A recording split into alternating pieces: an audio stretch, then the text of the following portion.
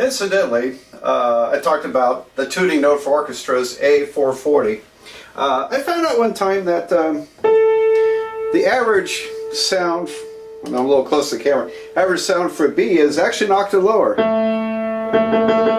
That note A there, if you're a musician. Actually, B's are pretty much between these notes, but they kind of average that note. Alright, so interesting story, and maybe I should put it on my website one of these days. Some years ago I had a hummingbird feeder outside my kitchen window, and I love hummingbirds. Well, I set up a camera out there, and I noticed one summer the ants found it, and no, I'm sorry, the bees found it. The bees found it, and one day they were like, hummingbirds feeders have about 4 little holes where they stick their tongues in and drink that stuff. Alright, so one of the holes had about 30 bees just climbing over each other, trying to get in that hole. Everybody was just like rumbling over each other, trying to get in that hole, about 30 bees. And there was one other hole over here, and there was a smart bee. The smart bee had the hole to himself. And all the dumb bees were over here, just trying to get into the hole. This one smart bee had the whole thing to himself. It was very funny. Anyway, I set up my camera really close, with about 3 inches from those bees. It's like they didn't even know I was there. I was just that close to the bees. They didn't pay attention to me. And so I recorded. Later on, I was looking at it. I thought it was a neat video. And then I heard them buzzing. And it was around there. I went to the piano and said, oh, that's interesting. So that frequency is 220 hertz. So what does that mean? That means the bees, on average, on one cycle would be an upstroke and a downstroke. So you think of a cycle as up and down, back, up, down, back. That's one cycle, 220 of those per second. And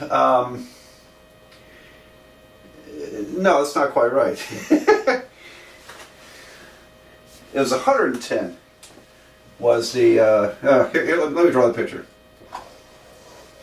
Alright, so here's within one cycle, okay, there's an upstroke and a downstroke in one cycle.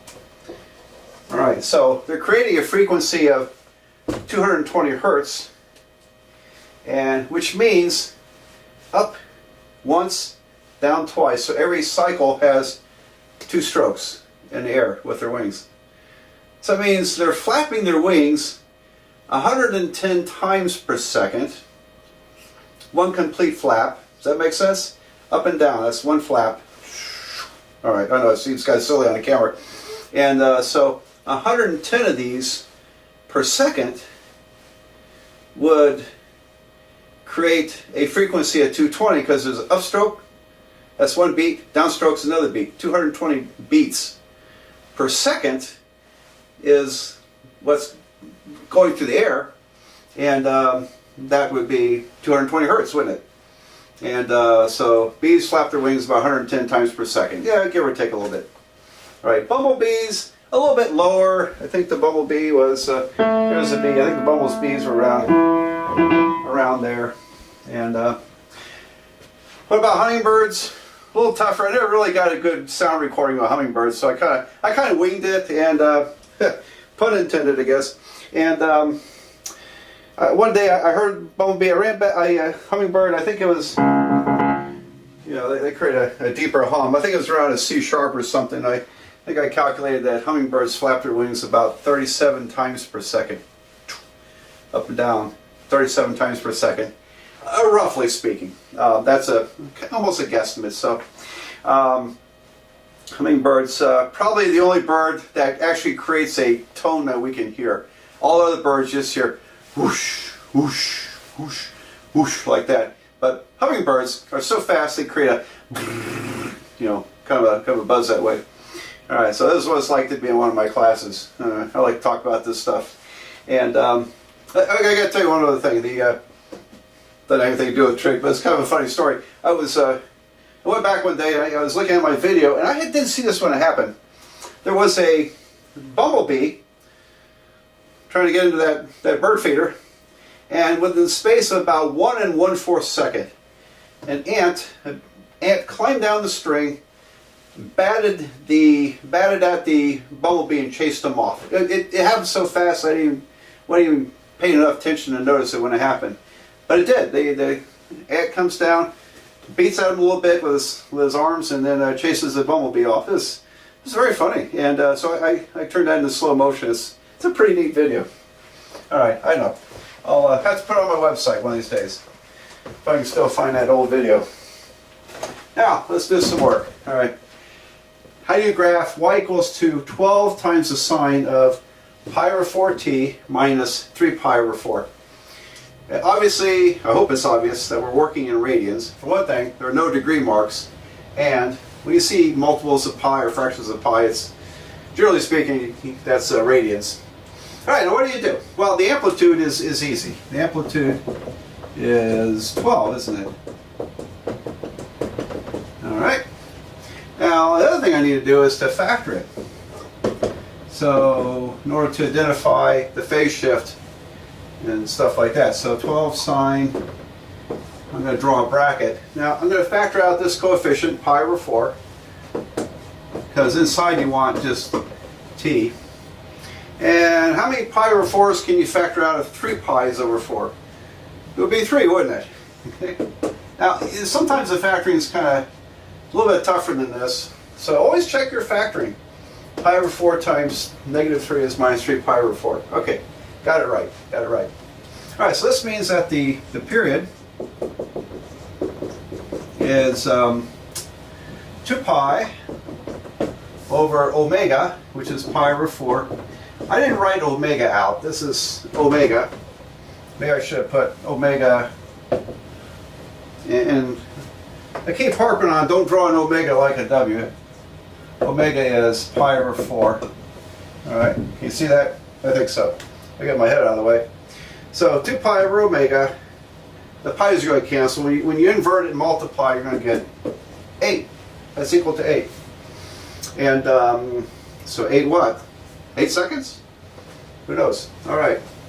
And the phase shift is going to be positive 3. All right, so it reads minus 3, but the phase shift is the opposite sign. It's whatever makes this parentheses equal to 0. 3 minus 3 is 0. That's the phase shift, so positive 3.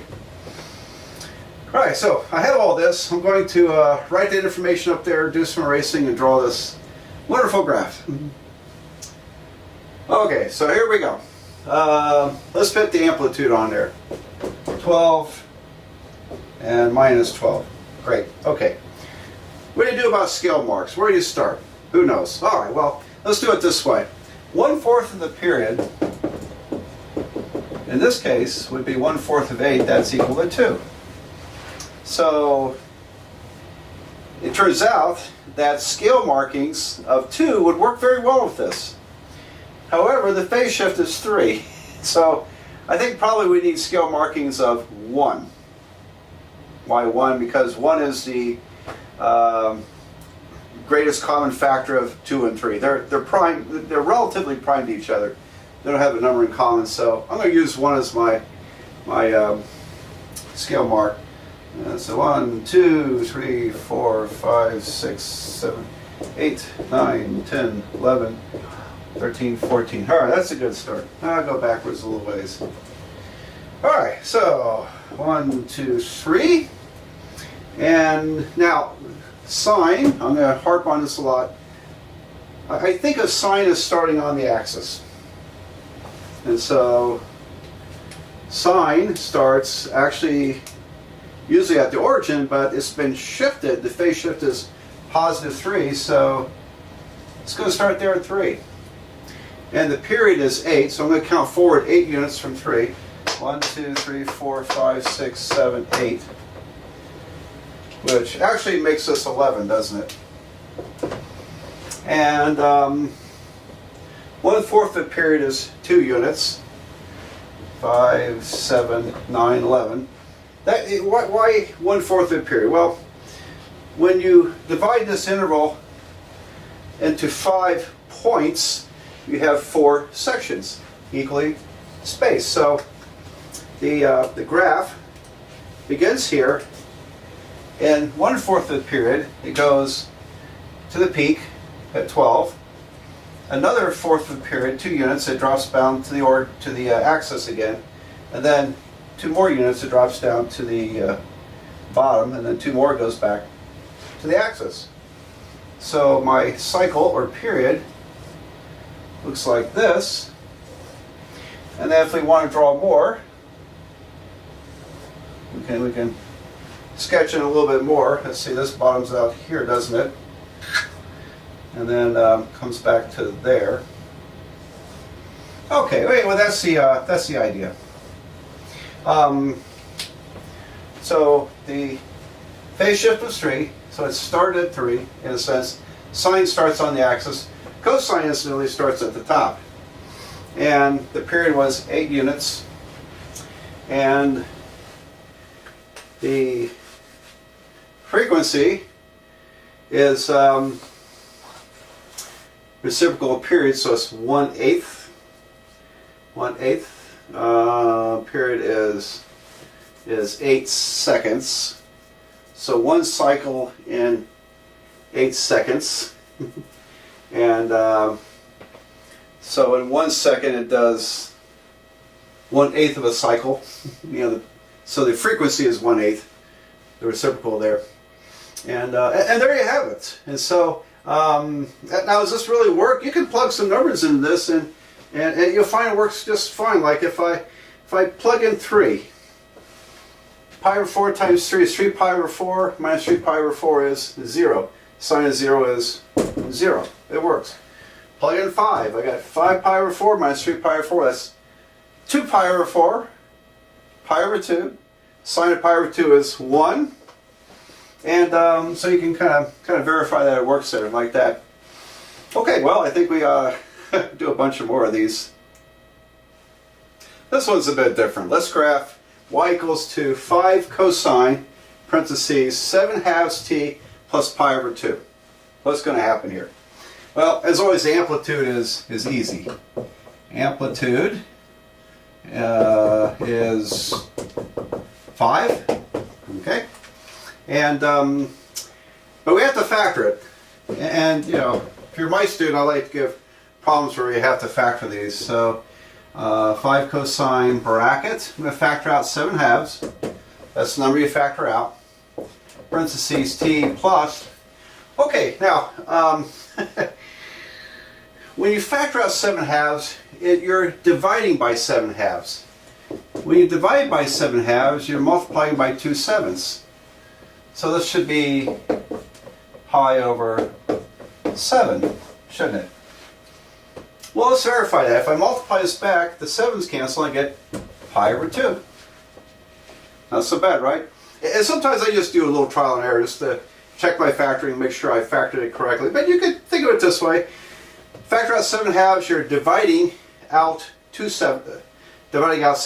Divide by 7/2 is multiplied by 2/7. How about that? Alright, so we got the amplitude.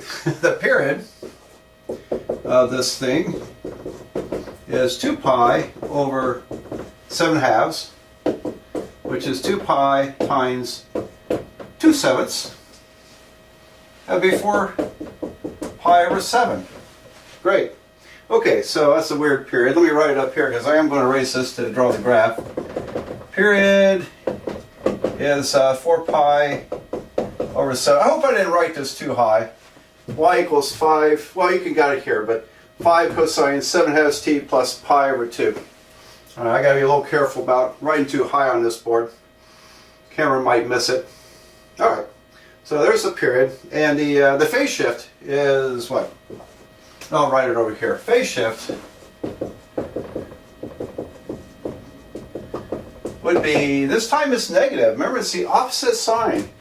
Plus pi over 2 means it's been shifted to the left by pi over 2 units. So minus pi over 2. No. I should be looking here, shouldn't I?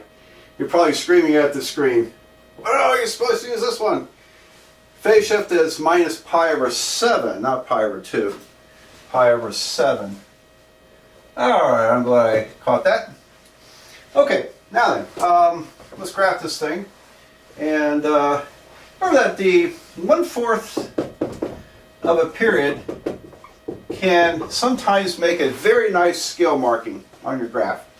1/4 of the period would be pi over 7. Just multiply by 1/4, force cancel, pi over 7. And that happens to kind of match the phase shift, so I'm going to use that for my scale units. So I'll show you what I mean. And so let's see, 1, 3, 4. I'm going to stretch this one out a bit. Alright, so pi over 7 is my scale unit. 2 pi over 7, 3 pi over 7, 4 pi over 7, 5 pi over 7. Backwards would be minus pi over 7. Now when it's something like pi over 2 or pi over 6, I don't reduce the fractions. I like to see 1, 2, 3, 4, 5, 6 in the numerators. So although those are reduced, I don't normally reduce fractions in this circumstance because I want to be able to read the number of scale marks easily. Does that make sense? Well, we'll see examples of that. Alright, the amplitude was 5, up 5, down 5. And being cosine, the ordinary cosine function, y equals cosine t. Cosine of 0 is 1. So you think of cosine as normally starting at the top on the axis, but with the phase shift being negative pi over 7, the cosine starts at the top where the phase shift is. And every 4 units, so from here count forward, 1, 2, 3, 4 units. This is one cycle. Halfway between it hits the bottom, and in between those it hits the axis. So cosine, if you start up here, a cycle is going to look a little differently than the sine. Now it's still, pretty much a sine wave. Because if I keep on with this, it's just going to carry that pattern. So it still looks like a sine wave, doesn't it? Okay. But I like to think of the starting point for cosine as the top of the curve. So there you have it. There's the graph of this function. Now, where are we headed from here? I'm going to do some more examples. In some cases, I'm going to draw the graph and ask what is the function.